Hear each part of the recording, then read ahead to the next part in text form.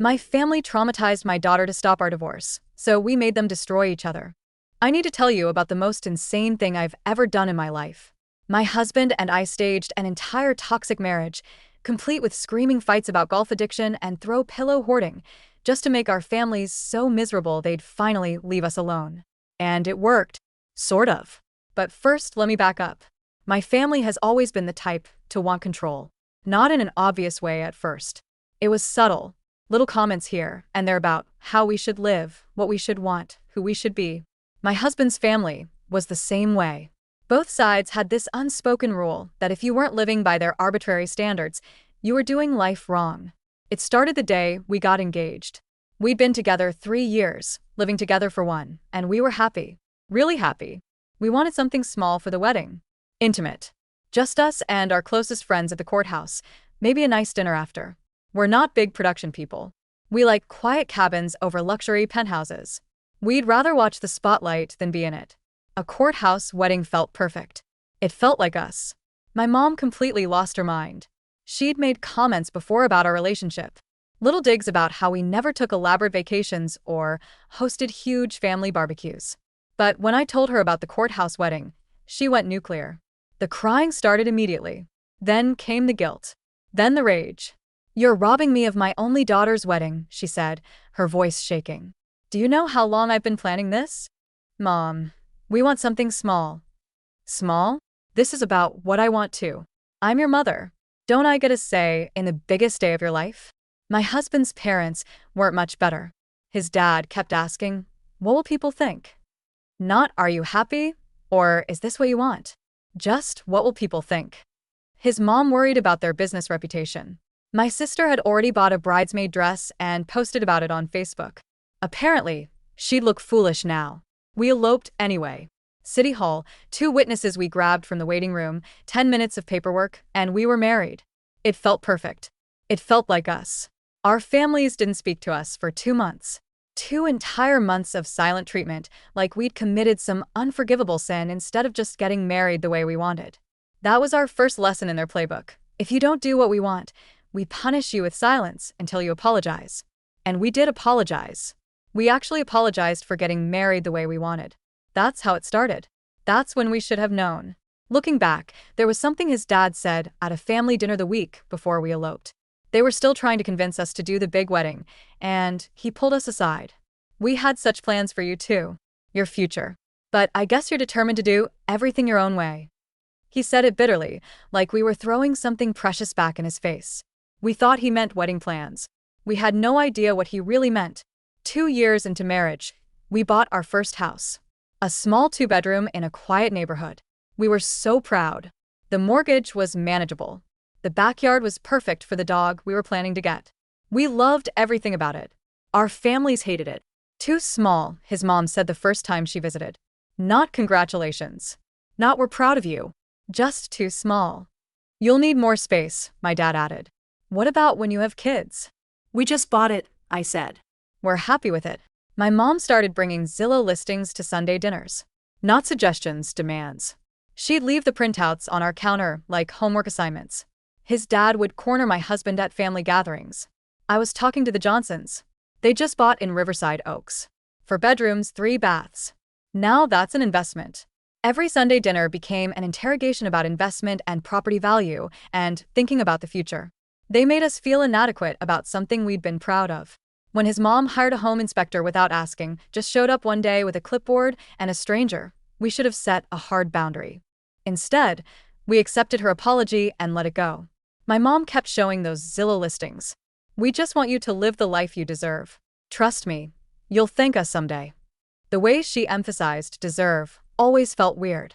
Like she knew something we didn't. Like there was some future she could see that we couldn't. We were too annoyed to really think about it. A year later, I started my online business. Jewelry design, custom pieces, a little consulting on the side. Within 6 months, I was making $2,000 to $3,000 a month. I was thriving. I loved it. My family's decided it wasn't a real job. His mom kept sending me job postings for corporate positions. "You need stability, benefits, a real career path." My dad, who'd paid for my college degree, expected some kind of title he could brag about to his golf buddies. Thanksgiving that year, the whole extended family was there. My aunt asked what I was up to these days. I started an online business, actually. I make. My dad cut me off. She's doing some online stuff. Etsy, that kind of thing. We're hoping she'll look into something more stable soon. Oh, that's so fun, my cousin Jessica chirped. Like a hobby?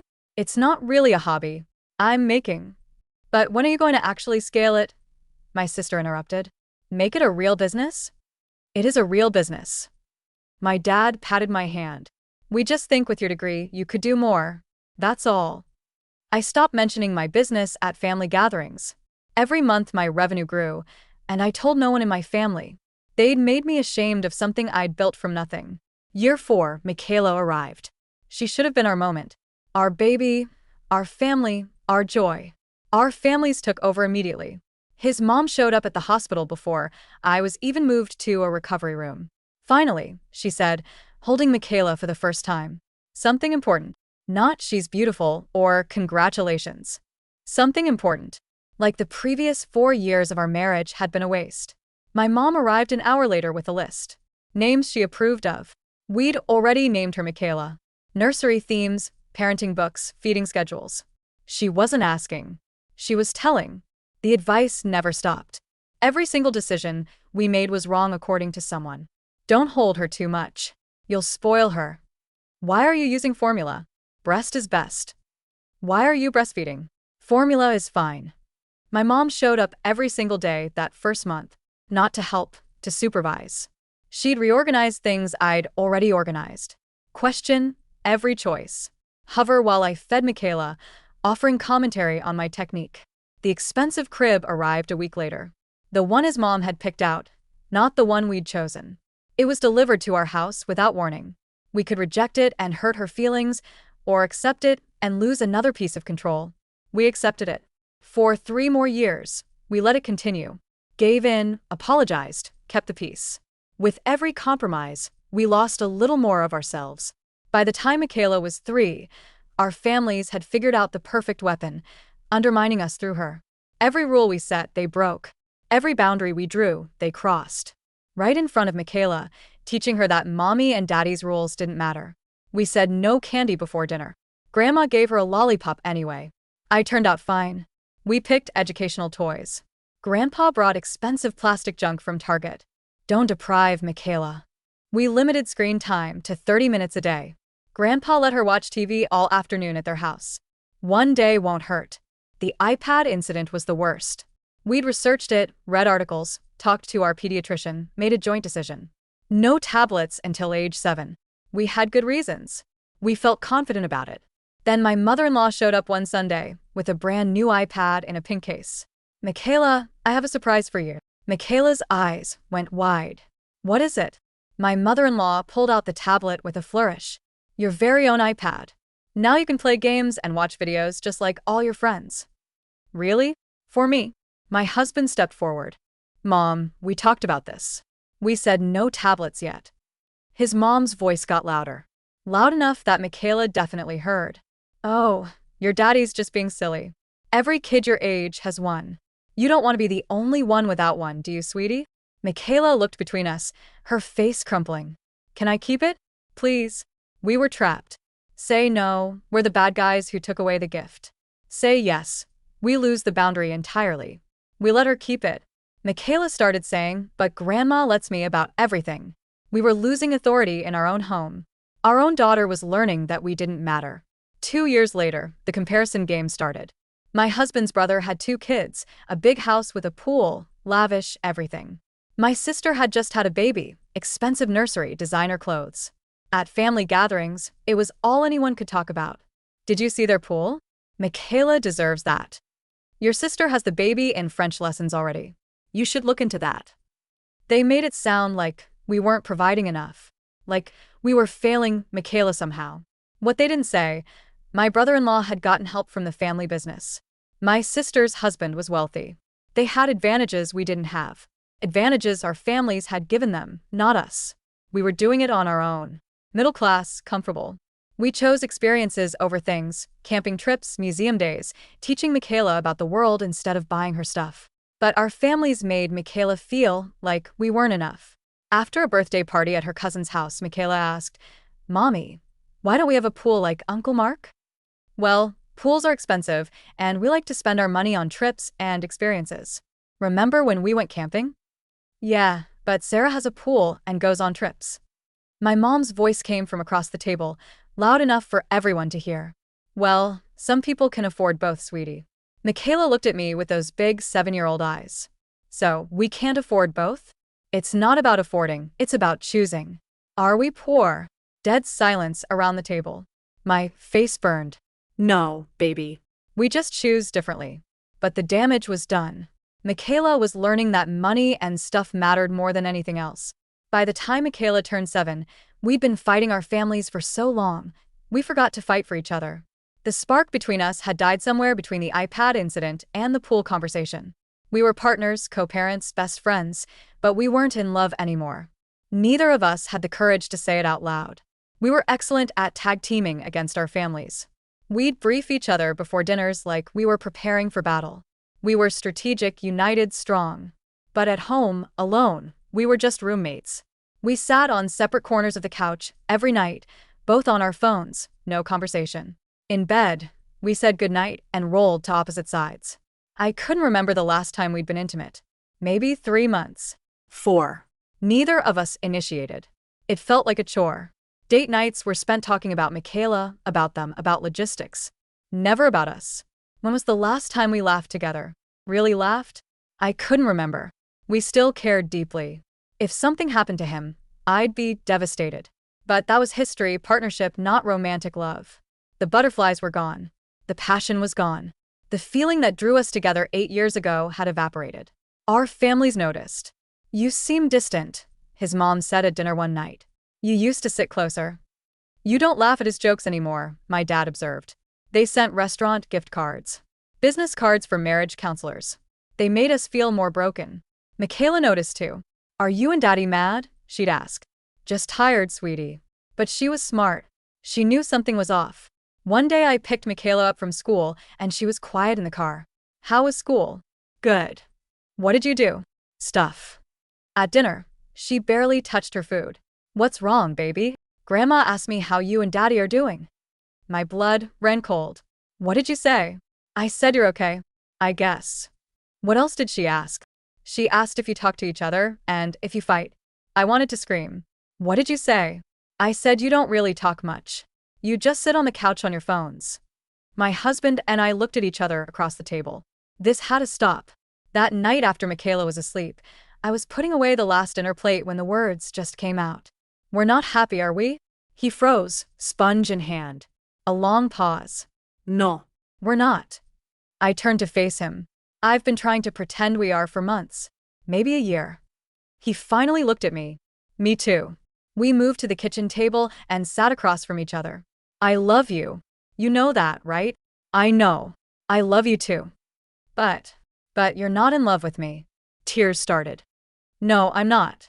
And I don't think you're in love with me either." His eyes were wet too. "I'm not. I don't know when it happened." "Me neither. It was so gradual. We're good partners. Great partners. Good parents. But we're not that anymore. The romantic part. I feel like we're roommates who co-parent." Yes. Exactly. We both cried quietly for a minute. "So, what do we do?" The word was terrifying to say out loud, but I said it. I think we need to divorce." It hung in the air.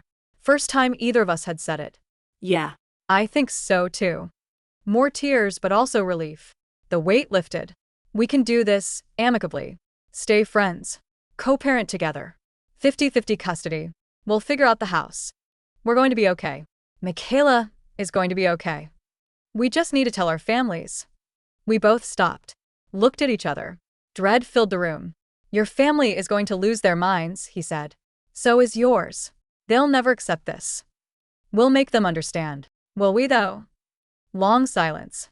We both knew the answer was no. The next few days, we discussed how to tell them.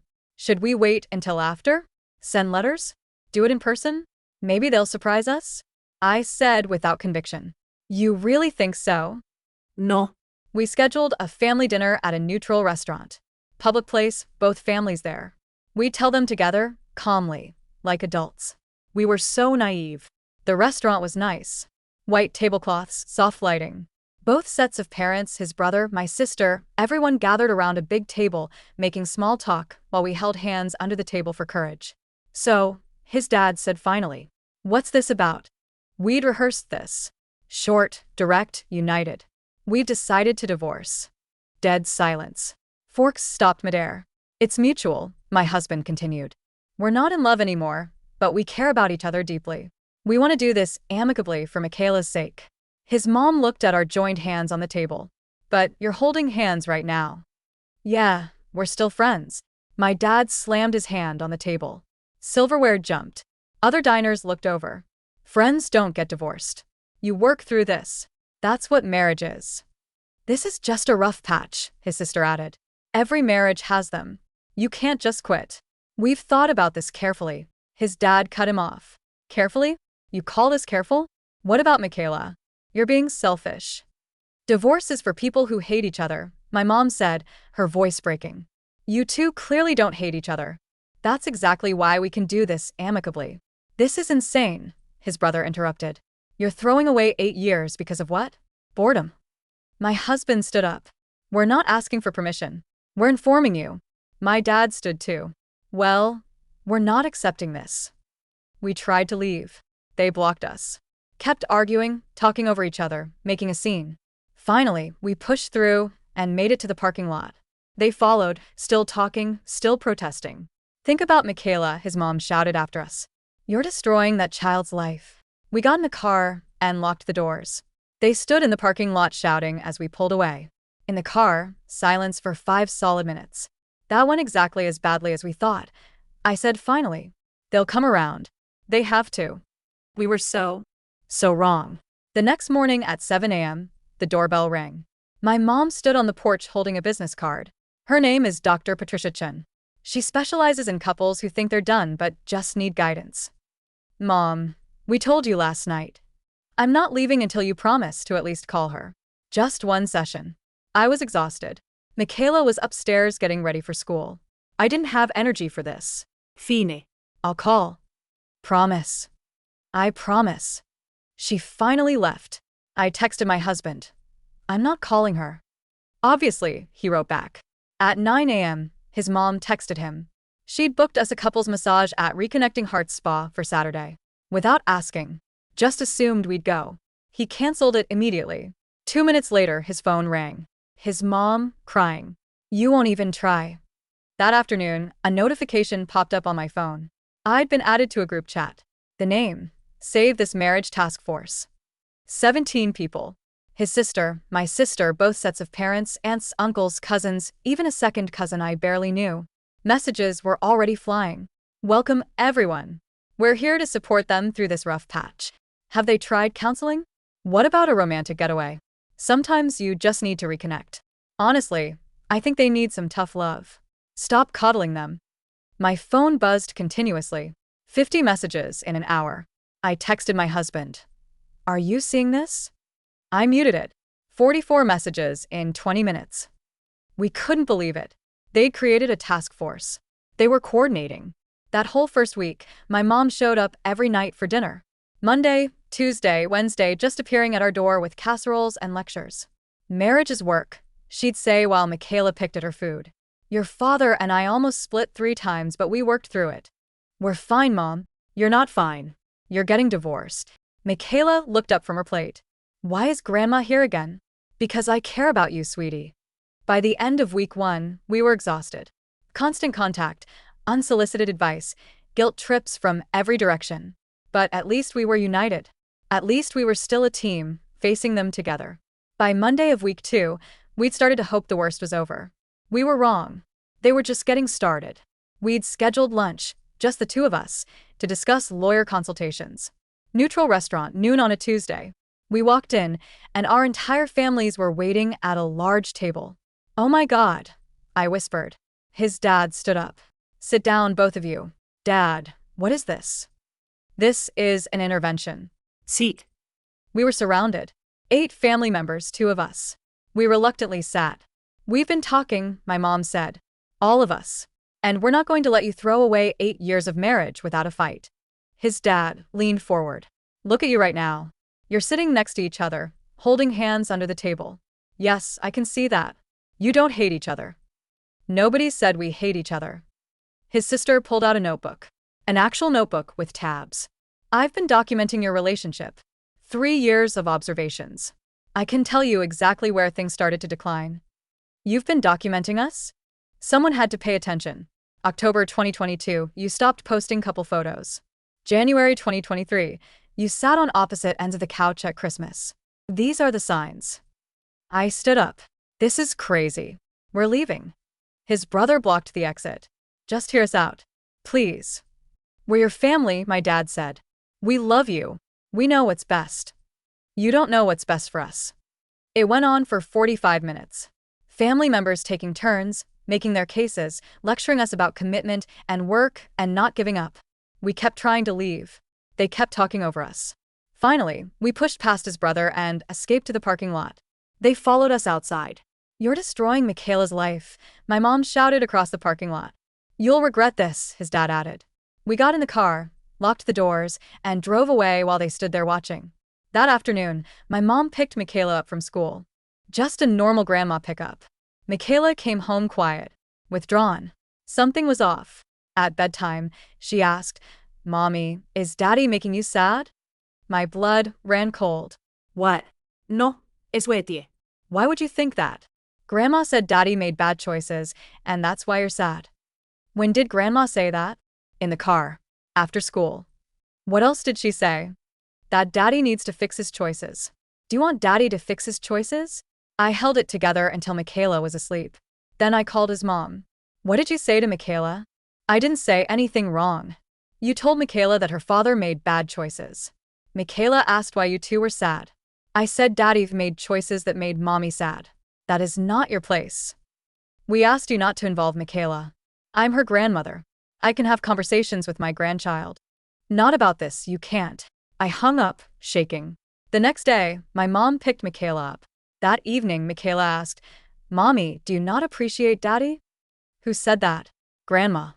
Now both grandmas were poisoning our daughter with conflicting messages. Michaela was 7 years old. She couldn't process this. She was caught in the middle of something she didn't understand. Week 4, Friday afternoon. Michaela's school called. We need to talk about Michaela. My stomach dropped. Is she okay? She's been very distracted lately. Not completing assignments. Asking to leave class. Yesterday, she asked if she could call her grandmother during reading time. Called her grandmother during class? Yes. She seemed anxious. Said she needed to check if her grandmother was okay. We met with her teacher that afternoon. She showed us Michaela's recent work. Incomplete assignments. Drawings of sad faces. Notes that said, I miss Mommy and Daddy. Is everything all right at home? The teacher asked carefully. Michaela mentioned something about you two being sad.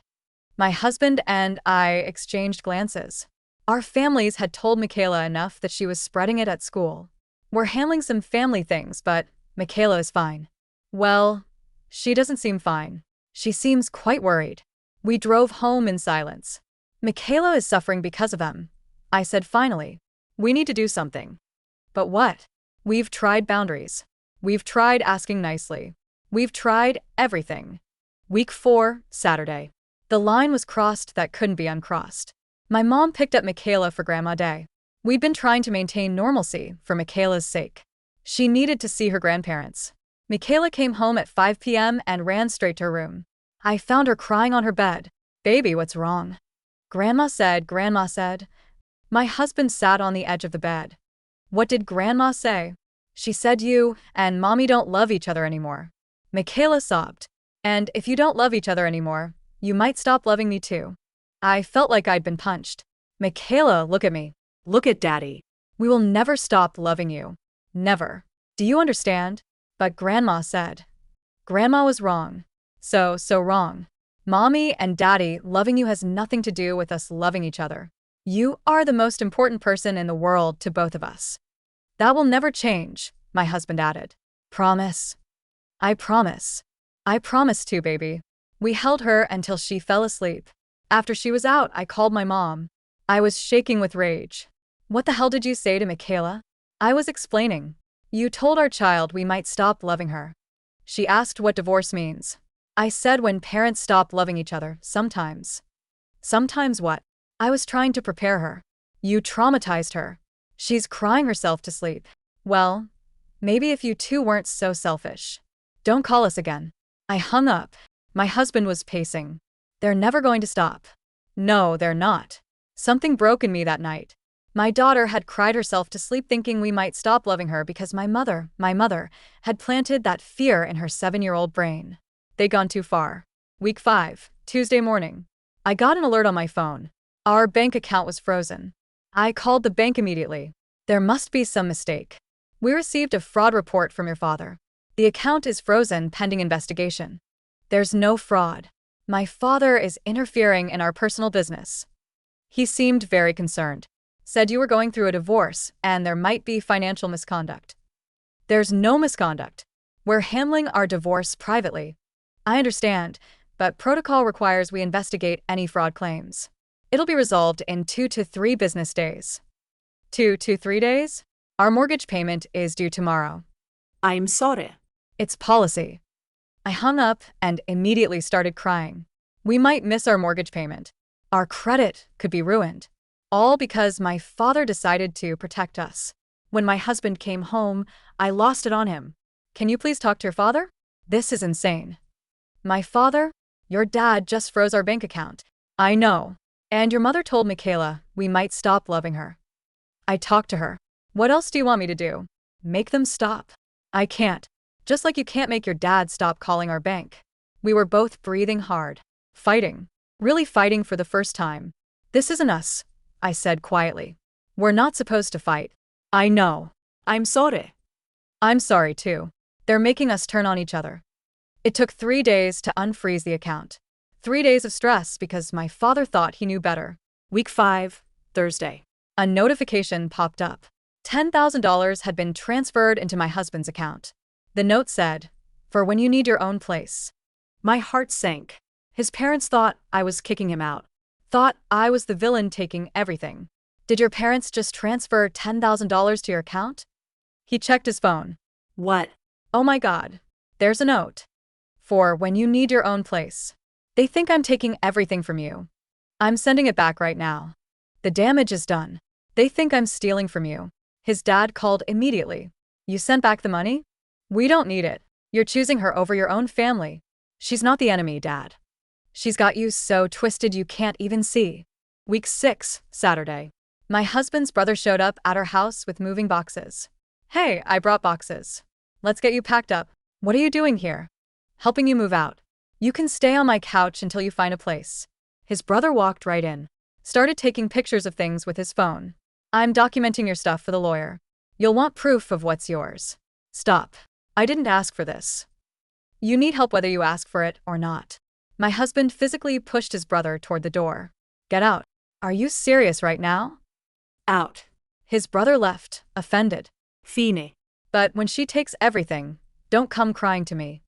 As he walked his car, he muttered something. Always knew you'd get everything handed to you anyway. What? My husband called after him. Nothing. Forget it. An hour later, my mom showed up with apartment listings printed from Zillow. You can't stay here with him. Mom, leave. Don't use that tone. Get out. She left in tears. Week 6, Sunday. The final straw. His mom had Michaela for the day. When she brought her home, Michaela was distraught. What happened? Michaela ran to me crying. Grandma asked me who I want to live with. She what? She said when you get divorced I have to pick. Either mommy's house or daddy's house. My husband pulled out his phone, dialing his mom immediately. What did you say to Michaela? We just had a conversation about the future. You asked Michaela to choose between us. She needs to start thinking about it. We're doing 50-50 custody. Michaela doesn't have to choose. That's not realistic long term. You had no right. I'm preparing her for reality. Don't contact us again. He hung up. That night, Michaela woke up screaming from a nightmare. I don't want to choose. I want mommy and daddy. We both rushed to her room. Held her between us. You don't have to choose, baby. Never. You get both of us. Always. I promise. But Grandma said. Grandma was wrong. After Michaela fell asleep, we sat on either side of her bed, looking at each other over our daughter's sleeping form. This has to stop, he whispered. I know. But how? How do you stop people who won't listen? Who cross every line? Who use your child as a weapon? We didn't have an answer. Not yet. That Monday night, after putting Michaela to bed, we sat in the kitchen in complete silence. We'd tried reasoning. We'd tried boundaries. We'd tried everything. Nothing worked. I was washing dishes. He was drying. The silence stretched between us, heavy with exhaustion. I can't do this anymore, I said finally, my hands still in the water. I know. They're never going to accept this. No, they're not. Just the sound of running water. The clink of plates. Then he laughed. A dry, bitter sound. What? He put down the towel. Nothing. It's just they want drama so bad. What do you mean? Think about it. They won't accept mutual and amicable. They need someone to blame. They need fights and tears and a war. I turned to face him. Okay, So, what if we gave them exactly that? what are you saying? I'm saying, what if we staged it? Made it ugly? Gave them the messy divorce they're practically begging for? You mean fake it? They're making our lives miserable, trying to keep us together. What if we made our marriage so toxic, so dramatic they'd be relieved when we divorced? I stared at him. He continued. They've traumatized Michaela. Frozen our bank account. Called your workplace. Made us fight with each other. They've crossed every line. So we cross one back. Exactly. And when they realize we played them, they'll never interfere in our lives again. They'll be too ashamed. I thought about it. About Michaela crying in my arms. About the school calling. About the group chat and the ambush lunch and every boundary they'd bulldozed. A slow smile spread across my face. How would we even? We make up problems. Fake fights in front of them. Turn them against each other. Make them think we're each the victim until they're so busy fighting each other, they leave us alone. I was laughing now. The first real laugh in months. This is insane. I know. Let's do it. Tuesday morning, Michaela was at school. We met at a coffee shop. We couldn't plan at home. Our families might show up unannounced. Okay, he said, pulling out a notepad. What if you complained I was obsessed with golf? Golf? You don't golf. Exactly. That's what makes it perfect. They don't know that. I started laughing. Okay, so you're obsessed with golf and I'm what? Shopping addict. I hate shopping. Even better.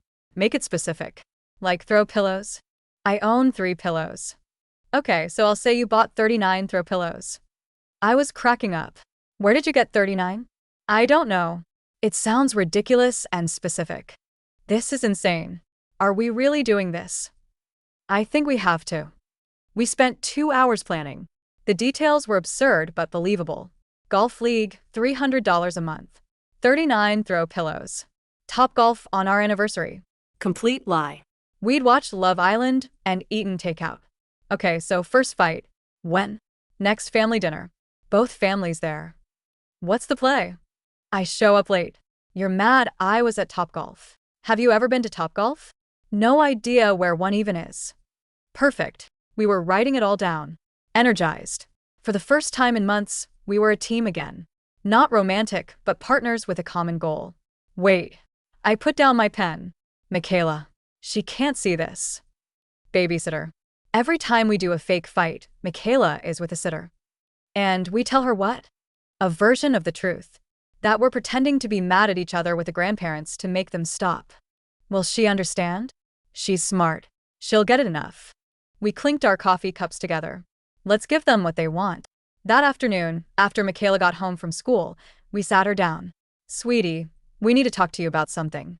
Am I in trouble? No. But Mommy and I are going to pretend to be mad at each other sometimes with the grandparents. Why? Because the grandparents keep making things hard for us. If we pretend, they'll stop. But you're not really mad? No. We're friends. This is pretend. Like acting. Will I see it? No. When we pretend, you'll be with a babysitter. You won't see any of it. Promise. Promise. Okay. I guess that's okay. She didn't fully understand. How could she? But she trusted us. That was enough. Wednesday night, the night before our first performance, we went over the plan one more time. Golf. throw pillows, Topgolf anniversary disaster. It all sounded insane. But maybe that's exactly what would make it work. Tomorrow, we'd give them the war they wanted. And maybe, just maybe, they'd finally leave us alone. Both families were gathered at the restaurant. Small talk, ordering food, the usual uncomfortable tension. Under the table, he texted me. Ready? I texted back. Let's do this. He excused himself for a phone call and disappeared for 20 minutes. When he came back and sat down, I was ready. Where were you? Sorry. Brad called about Topgolf League stuff. I made my eyes go wide. You're kidding me right now. What? My voice rose. Topgolf again? We're at dinner with our families. It was like 5 minutes. It was 20 minutes. I counted. My mom tried to intercede. Okay, let's everyone just. I cut her off. No, Mom. This is the problem. He cares more about golf than spending time with actual people. He scoffed. Oh, here we go. Here we go? What's that supposed to mean? You're mad I have one hobby. One thing I enjoy. One? You spend $300 a month on that stupid golf league. His sister's jaw literally dropped. He fired back. Oh, I'm the one with a spending problem? Maybe if you didn't waste all our money on throw pillows. Excuse me? I counted them. 39 throw pillows. My dad whispered to my mom. Oh no. I slammed my fork on the table. Maybe if you paid attention to me instead of your stupid golf score. He stood up. I'm not doing this here. He stormed out. I sat there, pulling out what I hoped looked like real tears. I can't talk right now. I grabbed my purse and left. Behind me, I heard our families sitting in stunned silence. In the car, we met up and looked at each other. We burst out laughing. Did you see your mom's face? 39 pillows was genius. I almost laughed when you said Topgolf. We were giddy driving home. The babysitter said Michaela had been fine. Was already asleep. We paid her and debriefed. Phase 1 complete. Now, we work our own families. We were excited. United. This was working. The next morning, his mom called him. Honey, what on earth happened last night? Mom, I really don't want to get into it. But golf? Since when do you play golf? He sighed heavily. It's not about golf, Mom. It's bigger than that. What do you mean? She's been so critical. Nothing I do is right. The spending, the constant complaints. I don't know if I can keep doing this. Oh, honey, I knew something was off about her. He suppressed a smile, gave me a thumbs up across the kitchen. I've been trying so hard, Mom. I know you have. I know. Perfect. That afternoon, my dad showed up at the house. I fake cried on his shoulder. Dad, it's so bad. He tracks golf stats more than my feelings. Golf stats. Spreadsheets, Dad. Spreadsheets. That's our anniversary. He went to Topgolf instead of taking me to dinner. Complete lie. We'd watched Love Island. That's unacceptable. After he left, I texted my husband. My dad thinks you're choosing golf over me. Haha, he texted back. My mom thinks you're a secret shopping addict. Within 3 days, the shift was complete. No more save the marriage group chats. No more marriage counselor cards. Both families were in protection mode, protecting their child from the toxic spouse. It was working. I posted on Facebook. Some people never grow up. He commented. Some people don't know when to stop shopping. Our friends went crazy. Comments flooded in. People taking sides. Someone started a poll. Who's right in this situation? 487 votes. Split down the middle. Our phones blew up. We were texting each other screenshots, laughing. This is insane. It's perfect. Week 9, his mom dropped off groceries. Since she's not taking care of you, I had to hide in our bedroom while she was there. In my own house.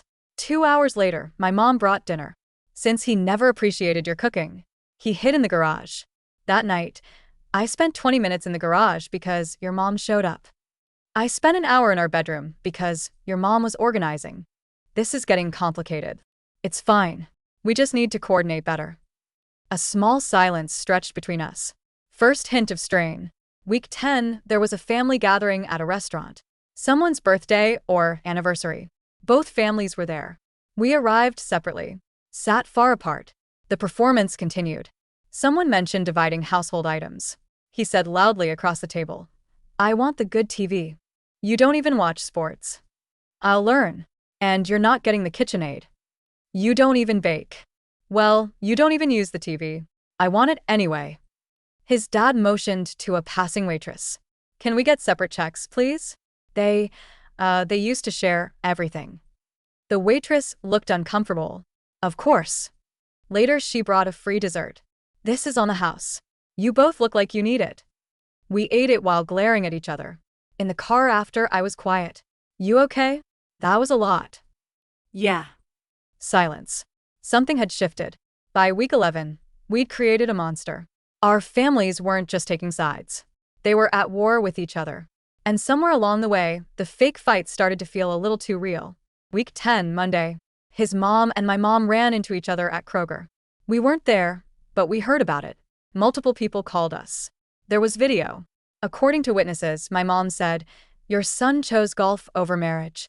His mom shot back, "Your daughter bought 39 pillows, Linda." That's a lie. He counted them. By the frozen food section, voices rising. People were staring. My mom grabbed a bag of frozen corn. Was she going to throw it? Use it as a weapon? His mom gripped her cart, like she might ram it forward. Security came, escorted them to separate checkout lanes. Both screaming across the store. Golf addiction. 39 pillows. Someone filmed it. The video went viral locally. 30,000 views within our community. Friends sent it to us. Is this your mom's? We watched the video together. It should have been funny. It wasn't. It was sad. This is getting out of hand, I said. Maybe we should what? Neither of us finished the sentence. In the video, his mom screamed something that stood out. My son was supposed to have everything. We watched it again. Everything? What's she talking about? But we were too overwhelmed to think about it. Week 11. The staged fights were bleeding into real life. Monday. You told your mom I said what? I had to make it believable. You made me sound like a monster. That's the point. I know, but tension was building. Wednesday, Michaela asked, when is the pretend over? We looked at each other. Soon, sweetie. But we didn't actually know when. Thursday, his mom called crying. Really crying. I'm so worried about you. After he hung up, he seemed shaken. My mom is really upset. So is mine. That's the plan. I know, but what? You want to stop? No, we were snapping at each other. Really snapping. Friday, I posted something particularly harsh on Facebook. It was fake, part of the plan. But when he read it, something flickered in his eyes. Did you have to say that? You said worse. In person, not online for everyone. What's the difference? The difference is, we were actually fighting, not performing. Fighting. That night we slept in separate rooms. We hadn't done that the entire divorce process. Not once. Saturday morning, we hadn't spoken since Friday's fight. Michaela was watching us at breakfast. I could feel her eyes moving between us. Mommy? Yes, sweetie. Are you and Daddy mad for real? I froze. What? No, es Betty. You're not pretending right now. You're really mad. She was 7 years old, and she could tell. She knew us too well. Tears started in her eyes. I thought you said you were friends. My heart broke. We're friends, baby. Then why are you acting like you're not? She went to her room. I found my husband in the kitchen. We need to talk. We sat at the table. This has gone too far. I know. We're not pretending anymore. We're actually fighting. I know. Michaela can tell. Silence. We need to end this. Agreed. How? Tell them the truth. Get everyone together. Rip off the Band-Aid. They're going to lose their minds. I don't care anymore. I'm tired. Me too. So, we're doing this? Yeah. One final meeting. Tell everyone. Face whatever happens together. Together. We were united again. Partners facing the consequences of what we'd done. We spent Sunday calling families, setting up the meeting. Next Saturday, at my parents' house. Everyone must be there. They thought we were going to announce the finalized divorce. Probably to blame the other side. Wednesday, we went to the courthouse. The real divorce. Paper signed. Finalized. It was done. Outside, I asked, how do you feel? Relieved. Same. Still friends. I smiled. Always. Want to get coffee? I'd love that. At the coffee shop, sitting across from each other, it felt right. Easy. Like old times. This feels right, you know. Yeah, it does. We're going to be okay. We are. Saturday is going to be rough, probably. Ready? No. Me neither. Not even a little. We both laughed. It was genuine. We were us again. Just a different version of us. Saturday, 3 p.m. We sat in the car outside my parents' house for 5 minutes. Ready? He asked. No, I said. Me neither. We got out anyway. Inside, both families waited. My parents, his brother, my sister, a few others. Living room packed. Everyone tense. We walked in holding hands. His mom noted it suspiciously. So, you're finally doing this? We're here to settle this once and for all, my dad said. We looked at each other. Actually, I pulled divorce papers out of my bag, placed them on the coffee table. We got divorced 3 weeks ago. Complete silence. What? His sister said. It's done. Finalized. We're officially divorced. But the fighting, my mom said. The golf. Fake, he said. His dad stood up. The what? All of it. Every fight. Every argument. Staged. The throw pillows? His sister asked. I own 3 pillows total. The golf league, his mom asked. Never been. Don't even know where one is. My dad stood. You lied to us. We tried to divorce amicably, peacefully. You wouldn't let us. His mom said quietly, so you tricked us. You traumatized our daughter, I said. You asked her to choose between us. You told her we might stop loving her. You called his workplace, froze our bank account, made us hide in our own house. You crossed every single boundary. So yes, we tricked you. His sister stared at her notebook. Everything in here. All my documentation. It's all fake. Every word. The Facebook fights. We planned it. Laughed about it after. The restaurant when you fought about the TV? We met at a coffee shop that morning to plan it. His dad said slowly, your mother's at Kroger. They were holding frozen vegetables. His mom and my mom slowly looked at each other. We fought over golf that doesn't exist. And pillows she doesn't have. Oh my God, Linda. Oh my God. The room erupted. Everyone talking at once. His dad shouted over the noise. Do you even realize what you've thrown away? What are you talking about? The business. The succession plan. We were going to. His mom cut in. Honey, don't. They should know. Maybe if they knew. My dad interrupted. We had plans too. The trust we set aside. My mom said firmly, stop talking. What trust? I asked.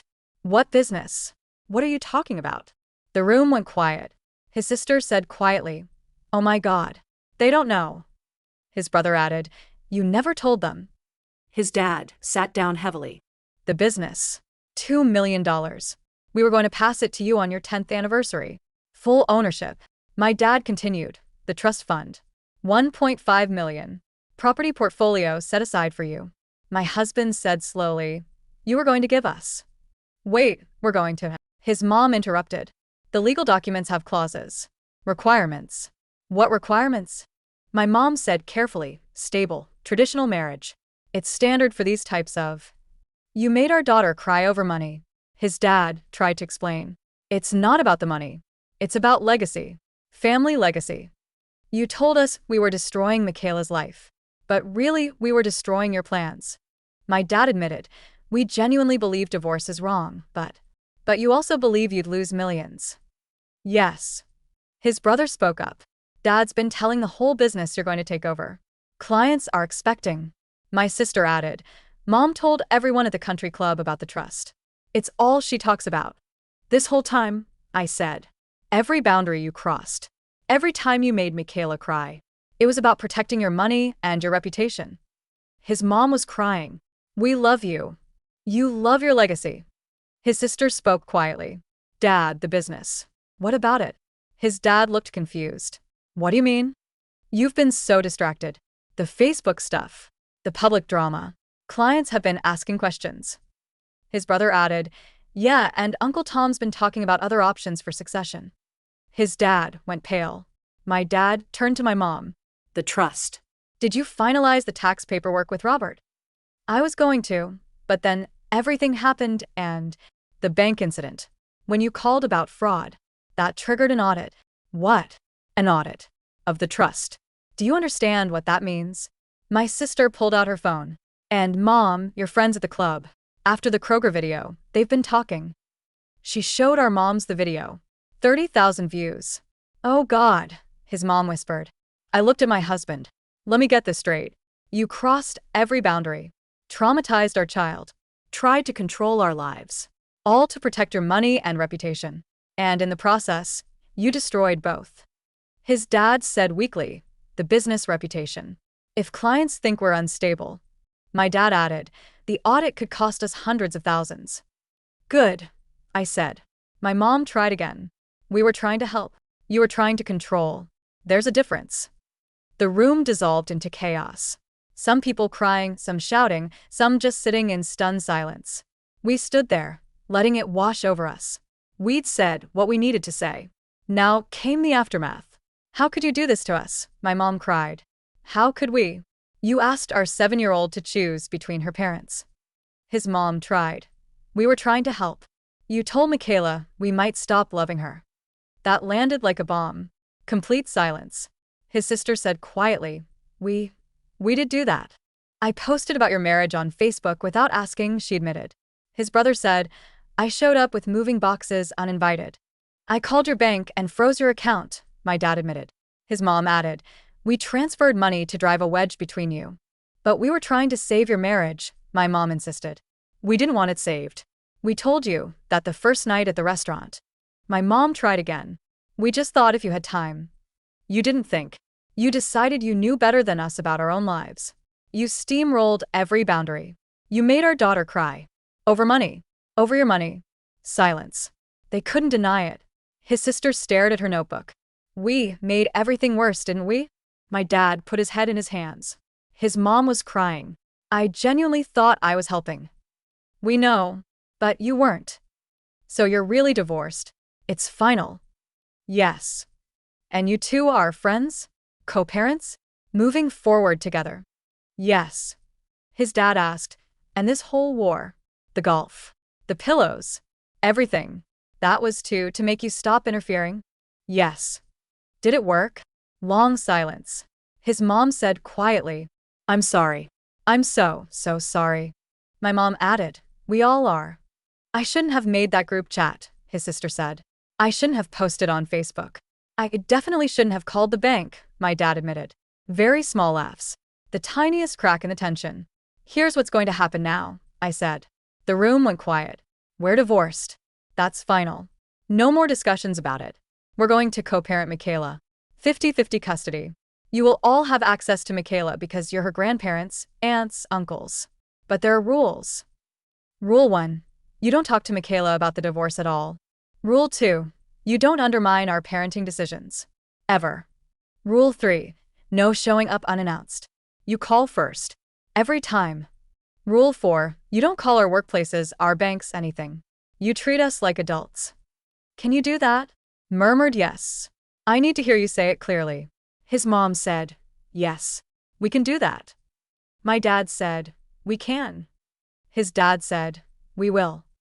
Others nodding, agreeing. Good. Because if you cross these boundaries, you lose access to Michaela. And we mean it this time. His dad spoke quietly. The business. The damage to the reputation.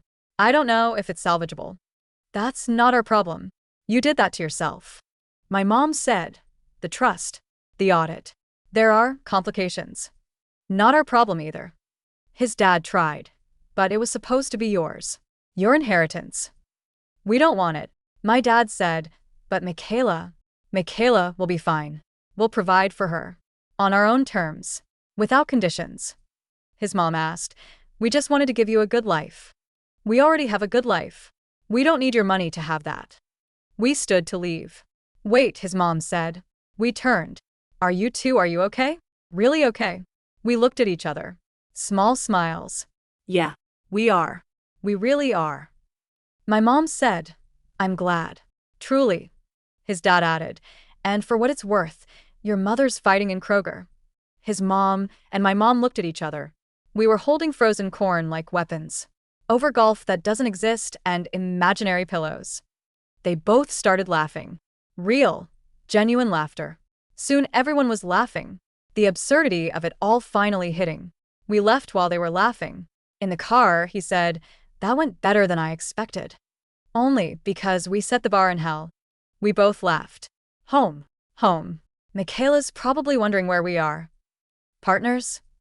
Always. We drove home. Still partners. Just a different kind now. Michaela was waiting for us. When we walked in, she ran to hug us both. We knelt down and held her between us. "Is everything okay?" she asked. "Everything's okay," I said. "The pretend is over. And the grandparents are going to be better now. Promise." "Promise." She smiled.